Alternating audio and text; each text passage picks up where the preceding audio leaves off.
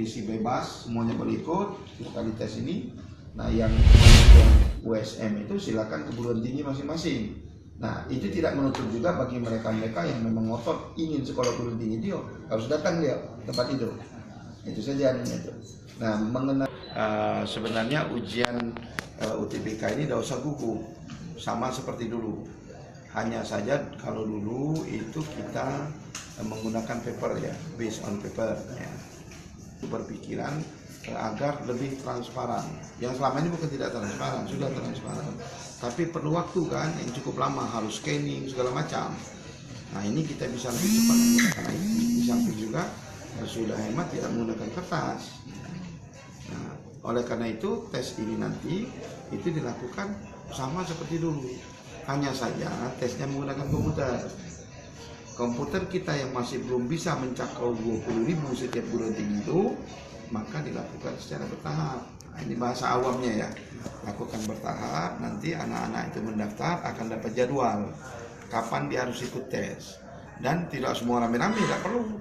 Dia datang saja pada saat jadwal dia mengikuti tes itu. Itu harapan saya memang nanti tes ini juga kalau materi ya materi sekolah itu. Apa yang mereka belajar di sekolah, ada yang dari sekolah memang sudah full ngisi, ada yang ditambah pakai bimbingan-bimbingan, silakan aja. Itu kan namanya usaha.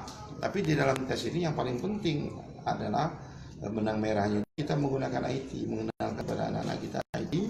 Kemudian yang kedua itu materi lebih terjaga. Dia kan kalau belum dibuka tidak tahu apa isinya kan, jadi tidak ada pengangkutan lagi. Nah kemudian yang ketiga adalah agar lebih transparan dan hasilnya bisa lebih cepat. Jadi tidak usah gugup, biasa-biasa saja. Nah yang penting saya minta kepada melalui media ini ya, kawan-kawan media, kepala sekolah, kepala dinas, kan ada webnya tuh, ada materi yang bisa di-download di situ. Nah, baca saja dari situ, termasuk orang tua baca supaya anaknya tidak grogi. Mungkin kendala-kendala di lapangan nantinya sudah kita antisipasi Pak? Kita masing-masing perguruan tinggi memang sudah menyiapkan dan kita sudah punya list. Nah nanti berapa yang dikasih dari pusat itu kita siap lebih dari 1.000 ya per kali tes itu.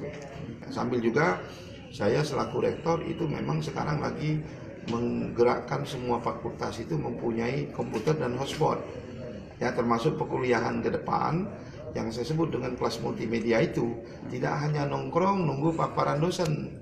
Serius sekarang berapa Pak untuk tahun 2020? Kita kalau total itu 8.500 sudah sama pasca.